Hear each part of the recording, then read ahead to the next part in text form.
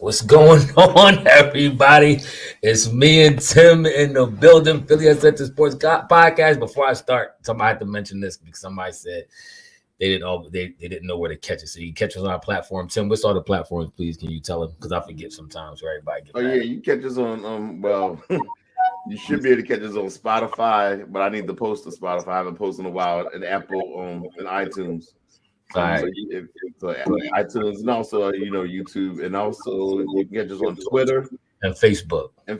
So we got a lot of platforms that you can catch us on. Now, for some reason, I haven't been seeing people been saying they've been commenting from Facebook, but I haven't seen your comments. So if you want to comment, come to YouTube. That's the shortest way, if that's a word, to get your comment.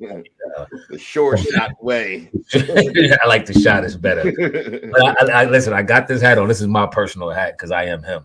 But I think tonight we have witnessed, fellas, ladies and gentlemen, boys and girls of all ages. Yep. I think we have witnessed tonight, the night that a man, Tyrese Maxey, has become him. Mm-hmm. He has become him tonight. His bag is crazy. He's going to get a bag for real, too. Oh, yeah. Max contract. And he for one, he better be in the All-Star game this year. Oh, yeah. But he is playing the game. And Jamar, I'm going to do it. I'm going to do it, Jamar. I know you asked me not to. But I see something in him that I see in a very few players in the NBA. Oh, boy. One of them, Steph Curry. Okay. It's where the game. Let me finish. Your lens is your lens, so I'm gonna let you do it. Yes. Go ahead. Like where the game looks at times effortless, where he's in so much control of himself, of the flow of the game, that no matter what defenders do to him, you can't stop him. And that's where he's at right now. He's like the one. He's seeing the game in cold. He like Neo when he's seeing the things coming down. He like, oh, that's a dude with a hat. That's a lady in a red dress. Like he's seeing the game in cold right now.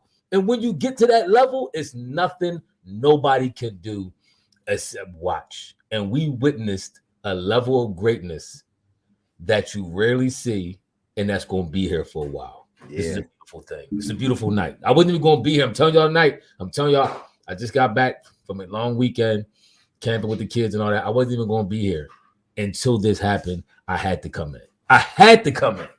Go ahead, Tim. What's your thoughts? We got to get some of these comments because everybody hype. I know. It's like everybody comment. We got to get to y'all. We want to get to all y'all comments because we witnessed something special right now.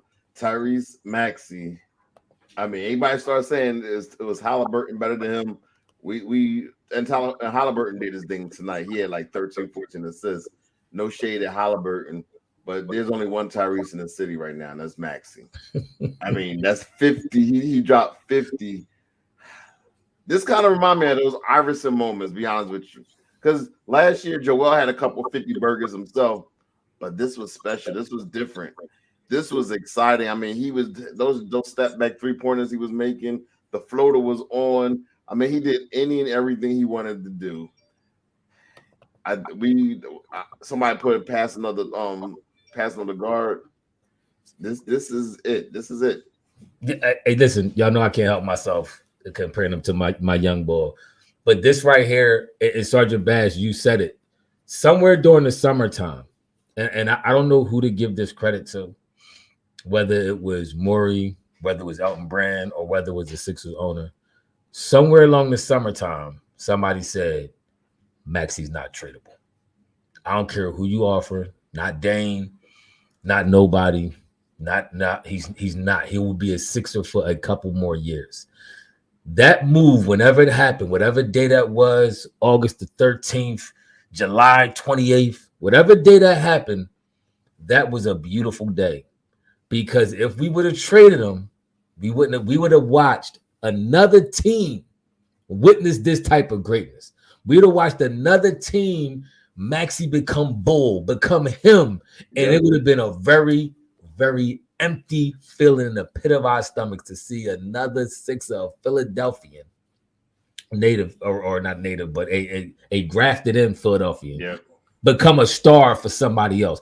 And that would have hurt so bad. So bad. But I'm so glad whoever vetoed it, whoever said no, it's not happening. And remember, not even that trade, but it was a trade previously that Maxey name was mixed in when he was trying to get Hart. And remember, his name was thrown into the Hart. He was in that first trade. Morey traded him, Ben Simmons, for PJ Tucker and Hart. They traded PJ Tucker and Harden for Ben Simmons. That's why I'm not giving Morey. I think Corey would have traded him for Dame. I said Morey got a chance to he was able to mess up so bad and then get himself then get back on board. Everybody act like he's this great GM. He literally traded Ben Simmons, Tyrese Maxey, and Thibault for Harden and PJ, and we had Harden and PJ. We saw where that got us. Listen, Pumans, I agree. He's officially unguardable. I was talking about that floater.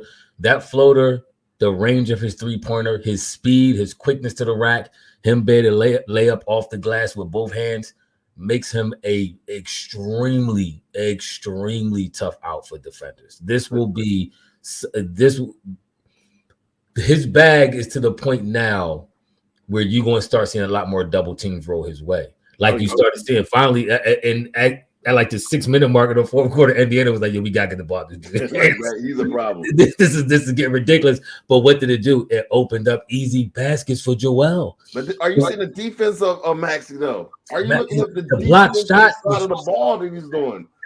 Listen, it's the second game in a row that he had a spectacular blocking the game. I agree. The thing is, I wouldn't even let him block shots. He was like, "Yo, He actually had 3 great blocks. Remember, he had the chase down. That same game, he had the 2-hand block that was on. I can't remember. I said the last pod who was on.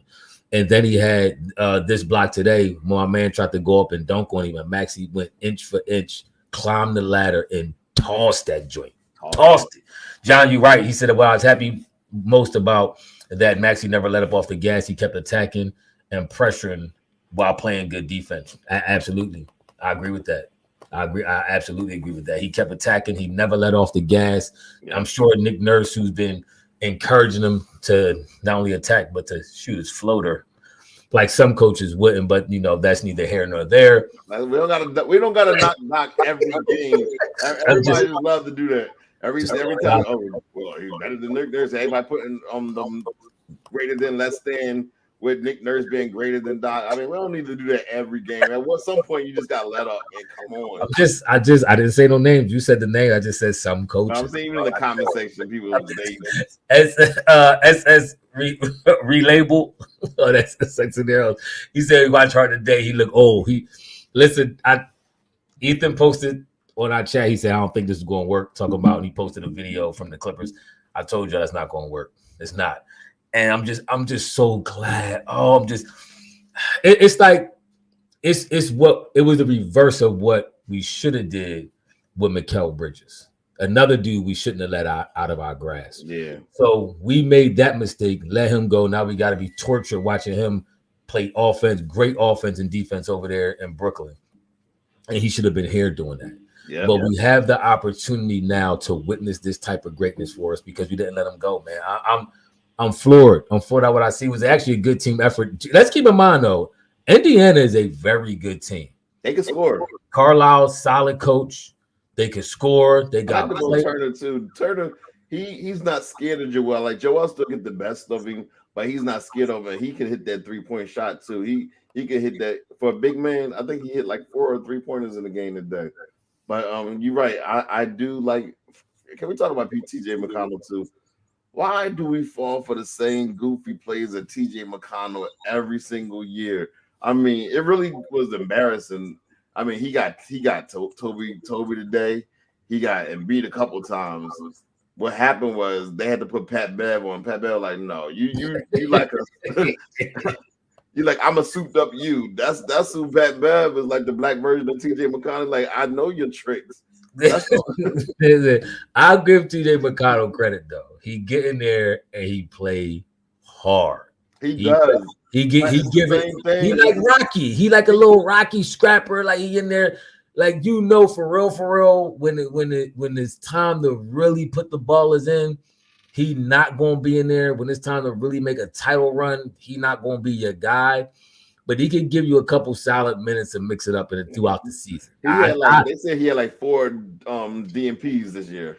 He They did. know who he is. I mean, that's what I'm not. Listen, I said throughout the year. Throughout the year, he give you stuff. Their ultimate talent is Halliburton, Turner. I'm surprised. Why did what's his name? Obi Toppin. They got a nice squad, man. The boy Halliburton. We was having this argument with Wayne the other day. Me and Tim. Wayne was on the losing side of the argument, and all we were saying is if we'd have had Halliburton and Maxey, that backcourt would have been insane. I mean, sick. That backcourt will be insane. Tyrese, that joint will be crazy. But you know, it is what it is. We still got a nice squad. We sitting very comfortably at the top. Well, not too comfortably. Boston's still right on our heels. At the top of the Eastern Conference right now, I'm feeling real good. Woj just quoted that Tyrese Maxey's 50 points are the most by a 76er guard since Allen Iverson on December 23rd, 2005. That's the last time a guard did. I mean, think about it. You know, a center, they play close to the basket, so a lot of their points is real easy. Yeah. You're talking about a 6'2" guard. That's what they have him listed anyway. And he, at will, a step back three, he was doing any and everything that he wanted to do, man. And that's what I said. To me, the look of it was effortless. Like it was just looked like he was just in a groove. It almost looked like a practice session, like you might have walked into a Sixers practice and he was just trying stuff and everything worked. 7 for 11 from 3, 7 for 8, and some of them joints was deep. Yeah, Halliburton had trouble with the size we put on him. I mean, what was Halliburton's overall ending stats? Like he had a pretty decent game though. Halliburton nice, bro. Halliburton nice. Halliburton, I like him. He could shoot, he could pass, his handles is nice. He finished with 25 points and 17 assists. Yes. He nice. I mean, you come on, 25 and 17 for your point guard. Yeah, and that's what I said. Like he's somebody who can shoot when needed. When you need somebody to score, he could get a bucket for you. That's what I really like about him. He could get a bucket for you when necessary. Abdul said I want to see Maxey and Ja go at it. That will be explosive. Oh yeah, that'll be great. That'll be great to see them too. I can't wait to Ja get off his suspension. Abdul Man's Pacers were playing good too. High scoring. The Sixers made them look pedestrian. Yes, what I said. Listen, Pacers got a squad. Let's not get that twisted at all. They got a nice little team on them. They got some length on them and all that, and a couple key positions. I'm trying to figure out. I always like Obi Toppin. I don't know why. Did he get traded to them from the Knicks, or he just left? Whatever happened? I don't know how he got there. How did he get over there? I was shocked to even see him over there. I forgot he actually went over there. Which we got Halliburton 9 for 14. That's 64% field goal, and he was 3 for 6 from 3, 50% from 3. And somebody put up there that you got to give Morey credit because he drafted Tyrese Maxey. For the record, he was the GM on file when we drafted Maxey. He said that he told the Sixers to continue with y'all board. He had nothing to do with the drafting of Maxey. That was Doc Rivers and Elton Brand. He really was only on the team for 2 weeks. Remember, they hired Morey at the very end. First, got the job as the head coach. I mean, Doc Rivers got the head coaching job, but Morey had nothing to do with the hiring of getting Maxey. This is what John Calipari said. He called Doc and said, take him. And they said, well, go ahead and take him. That's what happened. Look at John Calipari. He talks about it all the time. Morey's going to get credit, but that wasn't him. Listen, Morey also, X-Men said props to Morey for knowing not to trade him for Dame. I'm not sure about Morey not trading for Dame. Like we talked about that a little earlier. I'm not sure if whose call was because Morey was definitely about to trade him for Harden. So I'm not sure who pulled the plug on that. If it's Morey, if he learned his lesson, or if he realized Maxey was going to be that bull.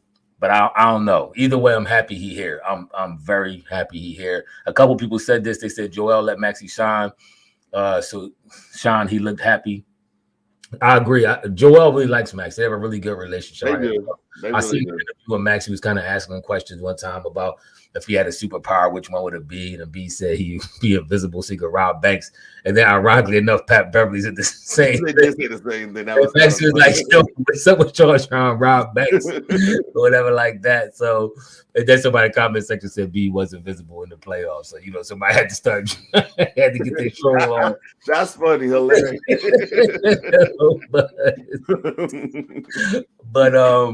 But I think they do have a good relationship. But B handed to him right before Maxey shot the 3. B's the one who gave him the pass. He said, "Yo, look, man, there you go to work." And Maxey went in there and did his thing. That last 3 to get 50 was crazy too. That thing was almost at the. When it went in, I was like, "Oh my god, this was his night. This is him." And I got to give Nick Nurse's props because he remember last week when Maxey had like a low scoring first half. And they were like, he said that's not enough. He knew he sees something and he said that's not enough. Even though he finished with an okay game, it wasn't enough for what he was doing. He said, "We expect more, you can do more." And showed, lo and behold, Maxey like, "Listen, I got the green light. I'm going to keep shooting." I mean, he took 30 shots. How many shots did he take? I think it was like 32 shots. And made 20 of them. Maxey took 32 shots. Yeah. He had 32, 63% field goal, 7 for 11 from 3, 7 rebounds and 5 assists. He had a night on him. He was in that type zone. He was on one, and you couldn't stop him, man. You couldn't stop him. Tim, can Joel get credit for being selfish? Can you give it to him, Tim? Joel, I'll give him his props. He wasn't selfish toward Maxey, but at the same time, what you call it, helped him out a lot at the end of the start of the fourth quarter. He don't play the first 5 or 6 minutes, but it looked like Nick Nurse held him out at the end of to bring him back in at the second quarter and also the fourth quarter. It was a little delay because he saw Maxey was cooking, so it wasn't all Joel because I think Nick Nurse saw he was cooking. Phil Evans, I agree with this comment. Stars are made in the playoffs. So I'm gonna wait to see Maxey as a first or second option in the second round of the playoffs before I get. You should have said get too excited because regardless of how you feel, you had to be excited. But he said before I get excited, y'all should. Phil, I can understand your reservedness on putting the anointing oil on Maxey. I'm not as reserved as you. I have poured out the ointment, the oils, and I'm rubbing it all over his head. Pause. But I haven't. He's gonna get 60, by the way. What'd you say? Lionel Robinson said Maxey will get 60 points. I believe so.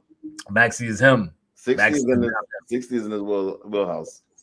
Maxey is him. He's arrived, man. I do agree with the stars are really defined. Your career will forever be defined how you do in the playoffs. I agree 100%. But I think we got to have fun too in the regular. We do got to have some fun in the regular season. But as the saying goes, it's not about the destination; it's about the journey. Exactly. And right now, he's on a journey, and his first step to his pedestal of greatness will be an all-star appearance. If he get robbed out of an all-star game, this 50-point game, I think honestly, if he continues to play. He's a starter, by the way. He's a starter. Right now, absolutely. If he continues to play just solid basketball, give you a couple 30, average, finishes about 27, couple more 30-point games, he will be a starting all-star game. And this 50-point game right now is going to have everybody talking all week. There's no guard in the league that's playing better than Tyrese Maxey. Let me ask you this question, though. What's the starting lineup where we have Batum starting? Are you keeping him this lineup for a while, even when Kelly come back? No, I like Oubre. I mean, but listen, Batum, I think is a side. I like Oubre's athleticism. I like Batum coming off. That's that punch when you get in the game. I mean, I'm not either one of them. I'm not mad though. To me, it depends on how receptive they are to it, how good their game translates from coming off the bench versus starting. Oubre actually been playing already really good coming off the bench. Yeah, they're starting. So to me, you can rock, and I think Batum has kind of done the same thing. So it's like I think you. To me, at a certain point, it don't matter who starts as long as their ego is not affecting where they come from. Sometimes you get people ego that get in the way of them starting or coming off the bench. Yeah. But because you can always fluctuate the minutes. You can start Batum. If he ain't looking too good, you throw Oubre in, and then Oubre, Batum might have, a starter, he might get 25, 26, but then you say, well, this is Oubre night. Oubre going to get that 25, 26, and Batum might end up with 12. You know what I'm saying? So yeah, that's just how, you got to fill the game out. Somebody said it earlier about Nick Nurse. He coaching his behind off right now. He is. He coaching right. behind. He pushing all all the the right he buttons. learned after being in Toronto. He had to learn some lessons too. So I'm glad he didn't just come back trying to coach the same way he did last year. They got him fired. It looks like he's re-energized, and you're seeing results right now.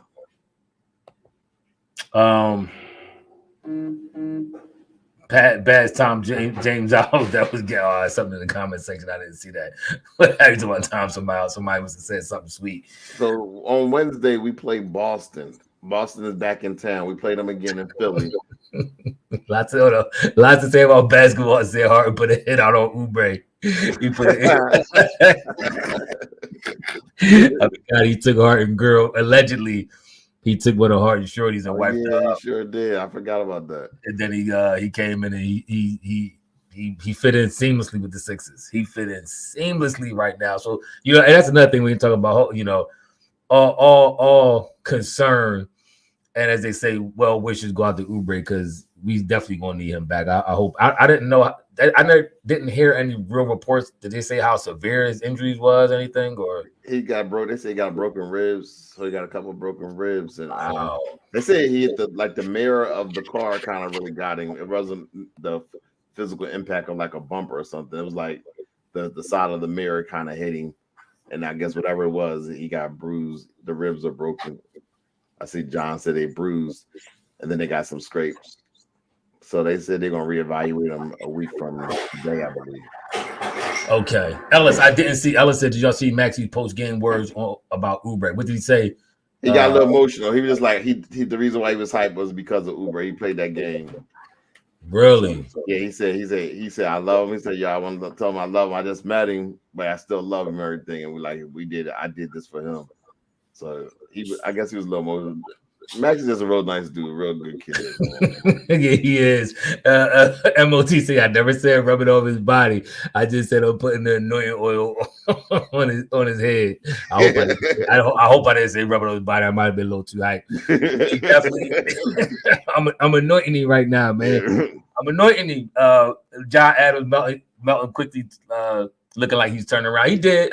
It was a point in the game where I got a little irritated. And Tim, you said you saw something on the bench because Melton at one point didn't look like he wanted to pass to Maxey a couple times. Yeah. And I felt it was a little corniness from Melton. Tim then said, because I commented on our personal chat, I said, yo, Melton was corny for that. And Tim noticed it. And then he said he also did something on the bench. And then Tim trying to be ever mysterious, talking about it on the pod. Like, bro, don't talk about it. But go ahead. So you want to talk about it now? What happened? What did you see? I mean, maybe it was just me, but I noticed when Maxey was getting off, and that's the end of the second quarter, because that's when Beat is in the beginning of the second quarter, because Beat is on the bench and everything. Maxey hit a big time three, and then it looks like Sony hit it. Melton just turned around and just started drunk a sip of water, like no reaction on that. It was like, really? This boy. Oh, okay. I missed that. Yeah. It was like the Anthony Davis when LeBron scored his career point, how he just like sat down on That's the bench. exactly how it was. Okay. And I was like, I like a little jealousy. Because think about it, they both in contract years, so they both want that money. So imagine everybody giving you all that love and then giving Max all that love and he chilling. So, but they're homies. They supposed to be homies. Okay. Hey, LeBron and AD were supposed to be homies too, and I still felt there was some type of way about that. I don't care what nobody say. That was very strange to me that this dude breaks the all-time scoring record and you just sit down like it wasn't no big deal. That to me was kind of interesting. What did he say? Somebody said Melton and Maxey. The comments are shooting up. I just said Melton and Maxey. Listen, that don't make. Listen, when you talk, I hear that friend stuff is all well and good, but when you talk about life-changing, family-changing, career-changing type money, sometimes boys get a little funny style. Yeah, I mean, who's the bull going up? Maxey getting $300 million and he getting $30 million. I'm a little upset too. The system watch 11 points. Oh no! Another L 0-4 since the system showed up. Thank you, Kev Scott, for the shout out. So the system is now there in LA, wreaking all kind of havoc, bro. And we over here lost one game. I told y'all. So that'll skip Bellis.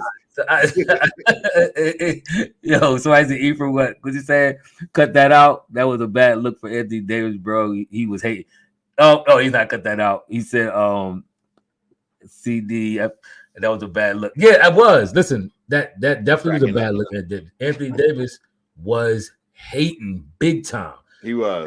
That is no way you can tell me it wasn't no animosity in that, bro. It's you just what reason, what excuse, like not to do nothing. I'm not saying you got to be all giddy gumdrop and run onto the court and all that, but at least throw your hands up, give a clap. Yo, that was well deserved. To turn around, like sit down like that was corny. It was.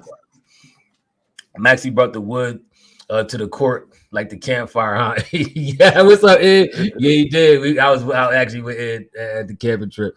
Yeah, he did. Listen, everybody, y'all be trying to pause for too much. All I kept saying was put the wood on the camp. I got the wood. We're going to campfire. Everybody, oh, pause. Yeah, he turned around. I agree with the pause, by the way. No. It's actually what I was supposed to say. The timber. What I call it now. I can't call it wood no more. It's not wood. But no, we had fun too, man. Young boys had fun. They had a great time out there. But yes, Maxey, he brought the wood tonight. He brought it. He brought the fire. He brought the flame. 50-piece nugget, bro. You ain't. They better be talking about it tomorrow. I want everybody talking about the Young Bowl. These talk shows kill me because all they want to do is talk. No, they're going to talk about the Cowboys. They're going to somehow talk about LeBron and all this, especially the mainstream media. This is why voices like us right now are so important. They might talk about going to Cleveland last night too, but they don't even give Golden State as much love as they do teams that don't win nothing like the Cowboys and all that. But whatever. That's why we are so important here. Y'all voice is so important because for real, this is basketball. We the new media, by the way. Yes. Fleur said the way MB gave the ball to Maxey showed tremendous leadership on his part. He did. I mean, everybody bought in. If you got everybody buying in, I know. Yeah. Go ahead, Tim. Oliver, yes, but listen, sorry, I don't talk about Curry segment-wise. They talk about LeBron and the Cowboys. It'd be 20-minute segments. That's all y'all. I'm like, you know how much happened in the sports world, and all I hear is the same lane, LeBron, Dallas. And somehow they probably still try to fit Tom Brady in there, and he didn't play in the whole year. But it's just like all these guys. Come on, man! Like you could mention the boy, you could talk about him for a second, but it's just I don't know, same old. It's a little lame to me. But comment here: this is an important game for Maxey to secure that All-Star spot for him outplaying Halliburton. I agree. He got to secure it. He's already a starter. He's just starter. He's just starter. Yes, he got to be. Make him pay. What he said? Your comment shot by too fast. I want to get to much of your comments as I can. They shooting by real fast. We ain't rocking with the mainstream media, locals where it's at. I agree with that. The mainstream media, they only talk about the narrative they want to paint and all that kind of stuff like that. Yeah. But this is why this content is important, man. I appreciate this. I appreciate y'all. I really do enjoy talking sports, and I love talking sports with other people. And when we see something this impactful, when we see the two youngest stars in sports between Jalen Hurts and Tyrese Maxey, they both on our squad. We've got them both. This is beautiful. They perfecting their craft. They work hard at their craft. They good dudes. All they want to do is hoop and win. If you only can have one, which one are you taking? If you only can have one. Don't make me do that. You only can have one in the city. Is it Maxey or is it Jalen? It's like, nah, you gotta answer. I can't make that decision. I can't make that decision, bro. They too important right now for the movement. They too important. Ephraim X-Man says, Ephraim facts. I like what somebody said. I was spitting facts. I bet. That. Ephraim facts, they're going to give Cowboys props for being. Yeah, they go exactly. They're going to give Cowboys props for whipping up on a third-string Giants quarterback. Come on, he's terrible. He can't play, by the way. I do gotta give Nick Nurse his props because I like how he's playing 10 and 11 players. That's important. I do. You go deep. By playing them deep, then you're gonna have fresh role players, even though Korkmaz can't play, but you're gonna have fresh role players down the stretch. And when like somebody put a comment, those 33-year-old players, they're gonna fade out. And I think they are gonna fade out later in the season. I agree. No, I agree. I mean, listen, you got I think that's a very smart move, and that's kind of what we were saying last year that some coaches wouldn't do was get them young players in, get them some playing time.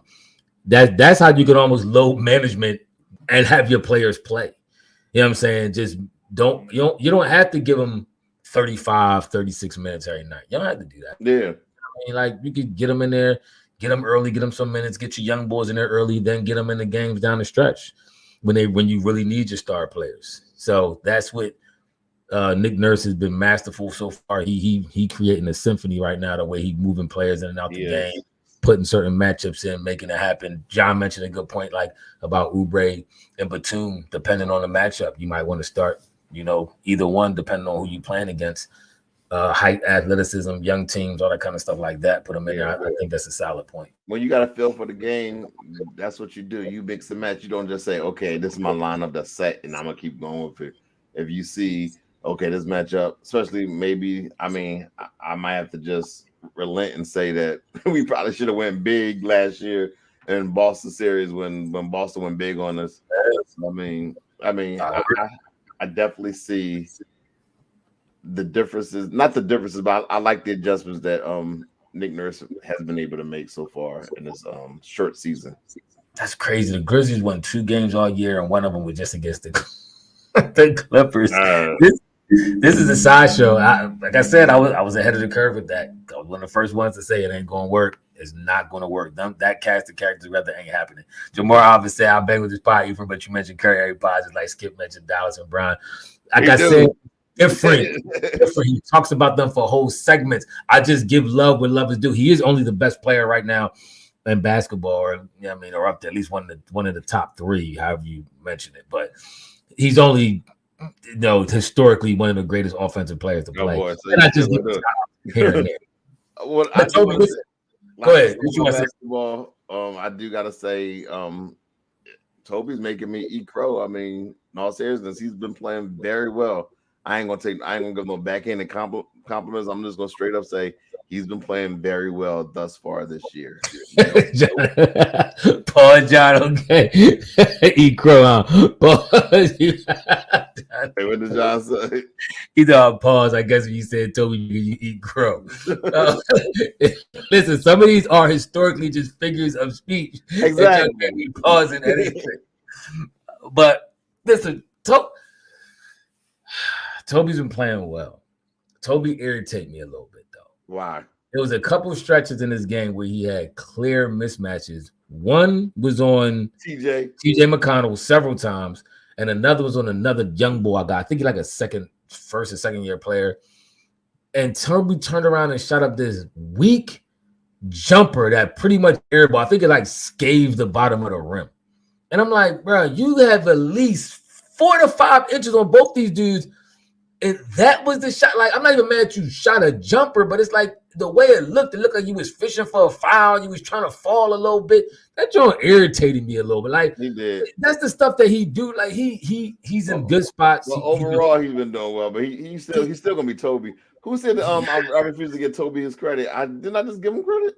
Yeah, you just give him credit. He did. X-Men. Toby missed a couple of bunnies. Plus, he was indecisive at moments. I agree. And that's the couple plays I'm talking about. He was letting TJ kind of pick his pockets. Now, I know sometimes with small dudes, when you put the ball down, little small dudes, they scrappy, they hands is all over the place. They can snatch the ball from you. That's like Tim said earlier, Patrick Beverly has made a career off of doing that. So that happens time to time. But, bro, I was strapped him like it was like 3 straight plays. I said, come on, bro. You can't be letting this happen. He finished with 18 points, 9 rebounds, 4 assists, and it was a plus 12. What did he shoot from the field? What's his field goal percentage? I don't think let me see. Field goal percentage. Oh, he shot what 9 of 20. Not bad. Okay. I mean, one shot away from 50%. I'm not 0 for 3 from 3-point range. I'm not. What did I say? Is there balls? I don't even. What did I say? I don't remember what I said. I don't even remember what I said. We like Mason camera. Strap. When I say you got strapped, this okay, maybe there's. I don't know. Yeah. Oh, there you go. You was strapped. Listen. I can't even do content no more. I'm gonna be paused the whole show. But yeah, Ample Minds. He said, Batum B-ball IQ is 100. I agree. Batum, smart player. Don't force no shots. It was one play I like where he passed it. He was driving. I think he passed it to Toby. Toby started driving. Batum just casually stepped back. Wasn't even that. It was like 3 steps to step back. Toby kicked her out to him. Easy butter 3. It was a huge 3 because that was the point that Indiana was making a comeback, and they kept making. They were refused to die. This is why they're a good team, and this was a good test for us too, because they refused to go down without a fight, and that's the kind of games that when you win, you know you on to something. Go ahead. SS Relabel. Now, this is a fair comment about Doc, saying he had high interpersonal skills. I can agree with it, especially what you say dealing with players. But a good strategist. Now, keep in mind, he was playing this. Wasn't a good strategist. Read the comment correctly, please. Okay. Go ahead. He wasn't a good strategist. But what I was saying is, he also was running. His offense was not his offense. He was running the offense of the old Sacramento coach, the one that got sick on us last year. That was his offense. He liked that offense, and he ran that particular offense. And then remember the old Pacers coach, he ran his defense. And so what I'm saying is it wasn't just Doc. It was those he brought in players, and for some reason, a lot of you guys didn't like the offense, and that's fair, especially the way it looks now. But it wasn't. I'm not going to say okay, Doc was just as bad. Doc is a top 10 all time, top 10 winning percentage. You can't just. Listen. John says he questions interpersonal skills because he left Maxey, and I talked about this all year last year. John, I agree. He left Maxey to figure out stuff and wasn't good at developing young talent. I kind of agree with that.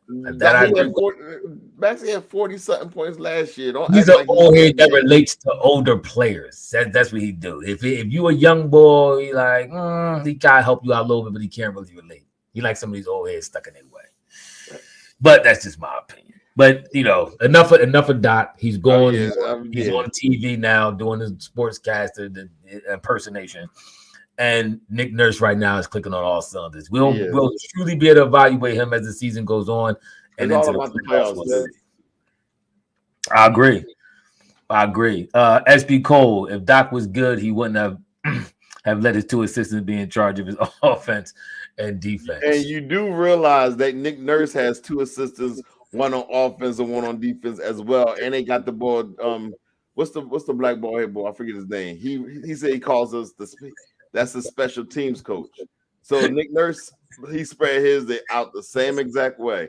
He got an offensive coach, the people runs the offense, runs the defense, and then I think his name Jackson. He said he uses him to run the out of bounds plays and everything. He considers that special teams. Every coach has specific titles and things that those coaches do for the players. So y'all stop. Bobby Jackson. A lot to say about basketball. I said nobody talk about Doc. That's Tim uncle, y'all. Yeah, he caping like it is. He caping like it's his uncle. Real hard. I had to agree. But I'm giving Nick Nurse's props as well, y'all. So don't act like I'm not giving Nick Nurse's props. Yeah, we talked about that, John, when he was getting a little emotional over Oubre, the Maxey interview. Or this is another one. He said he came in focused on not missing those open looks. Boy, sound to me like a true vet. I love it. Yeah, that's when you get to the point where you focused on not just making your shot, but taking a good quality, high percentage shot, and making sure every shot that you take has a very high chance of going in. You're gonna have a very high field goal percentage more often than not. And that's where Maxey is right now. You don't see him take too many bad shots. And even looking at players like Steph Curry, who shoots for a lot of times shoots a very high volume. Sometimes he could take some bad shots, like just because he Curry. I agree. But Maxey right now is doing a fantastic, phenomenal job at taking very good looks at the basket. And that floater again is deadly, bro. That floater is Can I give you his stat line though? This is his stat line. 50 points, 7 rebounds, 5 assists, 3 blocks. That's crazy. He had 3 blocks. Crazy. A plus 17. That's crazy. I would like to know how many players who got 50 also had those other stats with it, like 7 rebounds, 5 assists, and 3 blocks. And shot at that field goal percentage. That's crazy. 7 for 11 from 3. I know when Dame did it last year, when he had like the 60-something, his field goal percentage was crazy. Dame couldn't miss. But I want to know what other stats he had. That's because most times somebody score around 50 and Dame like 60. But you don't have that many assists and rebounds. It'd be like 2 rebounds, 2 assists because you just really scoring. I want to see that. I gotta check that out. Eric 215, Maxey does not waste energy. He speeds up and slows down instantly. He does. And that's what I'm saying. His movement on the court is precision. Whoever his trainer is, all he got to do is Embiid's trainer. Is mention this dude one time. No. Embiid, this will happen. What happened? Who is it? Bradley Beal. It was Bradley Beal's trainer from when they was young boys. Then Bradley Beal, then he started training Joel Embiid. And then this year, Joel Embiid, he started training with Maxey. Okay. So I was actually listening to an interview. He all right, he seemed pretty cool. Yeah, Drew Hanley. He's pretty good. He's solid though. I know he's getting paid though, because he took Maxey game to a whole nother level. Yeah, I mean, his name is Drew Hanley. Okay. Hey, look, right now, he working magic. And I know Maxey, I'm not taking nothing away from Maxey because, your trainer can only get out of you what you put into it. He obviously put in some work, but his trainer got to get a nod for that. But Maxey, you could tell he eats, sleep, ball. That's what he do. That's beautiful. Dame hurt again, an aging star that might not play the whole season. X-Men, when I came on here, he said that I'll give you your props. You been said that. You said that about a month and a half, maybe 2 months ago. You didn't want an aging star because they always get hurt. That's what I said. That's what I said. And now this is what you're saying. Because not to mention, Dame came off a surgery. Remember, he had that abdominal surgery or something like that shut the whole season down for him last year. And once that started happening, them dudes start breaking down real fast. So we'll see how it turn out for him. I don't think it's looking too well, but I'm just glad Maxey is a gym rat. I'm glad we got Maxey. I'm glad we stayed with him. What do you think we're gonna do? We gotta play them again on Tuesday night, so they're gonna be over here for a couple of days. You think we can sweep them? Because I think Tuesday's game counts toward the tournament, so we actually need that game in order to go. I'm still not sold on this thing. I mean, I think that if they keep this tournament, it's not going to mean nothing until 5 to 10 years from now. This is the beginning of something that nobody really sees the value of until later on, and you'll be able to add that into a player's stat profile. Like when you knew how we gauged Mike and LeBron. Mike went to 6 championships, won all 6. LeBron 4 and 6 and all that. Then you'll start throwing in how many in-season tournament wins. And he got 4 in-season tournament. Exactly. I think that's going to be later on down the line. If they keep this thing, that's going to be something that you hear about 10 years from now. He got this, he got that. I'm not feeling it. It's something we're not used to. We ain't never seen before. Somebody told me they do something like this in another sport. What was it, like soccer or something? Somebody mentioned, but I forget what sport it was.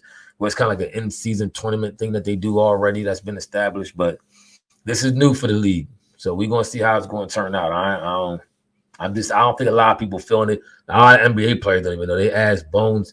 They had Bones Highland Bones. That was funny. That actually was real funny. He was like, man, I don't know what's going on with this thing. He was real with it. He was like, bro, I don't know. I tried to look into it during say soccer. Yeah, somebody said soccer. They do that. I want to see with the boy KJ Martin. I want to see him get some minutes out because they say he's everybody pulling too hard though. You don't even see whatchamacallit, Marquise Moore. What we got? Not in Marquise. Marcus. What is he? Marcus Morris. I see him on a bench. Yeah, he be cheering though.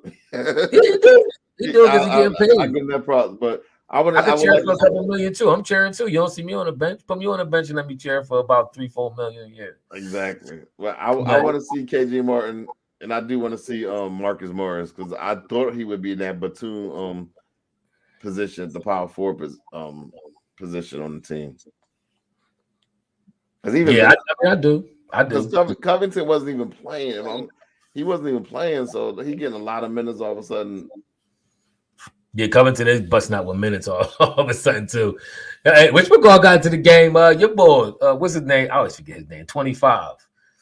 Their House.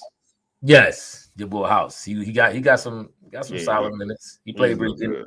Knocked down a big three. Yeah, hit that like button, y'all. We got a lot of people in here. Yeah, well, y'all in here, hit that like button. We're gonna wrap this up though soon because we literally we'll be back on Tuesday. Yeah, I'm about to take it anyway in a little bit. And I just want to give again Kelly Oubre. The city is rough. I mean, he lives based off what the accident was out. I think it was Broad and Locust somewhere. So that's pretty a nice section of the city. If you had to live in the city, that's one of the nicest sections because millionaires all live in that area. Did the gentrification part? Did they gentrify it and all that kind of stuff now? Did that one of them joints? No, that's always been. That's like the Rittenhouse Square. So you know that. Okay, around there. Yeah, okay. Is secluded. Yeah. You got been given. Actually, I used to work at that hotel, the Rittenhouse Square Hotel. Down there. Yeah. So they got money down there. So but you can't idiots driving and then you're not even gonna stop. That's kind of corny. Ethan is hating. John said, "Great pie." Ethan talking about it was okay. Okay. Shout out to everybody. Ethan Wayne, they couldn't be here tonight. Wayne, if you hear us, I know you were Id, so I guess it maybe got a signal down there because that camping signal is terrible.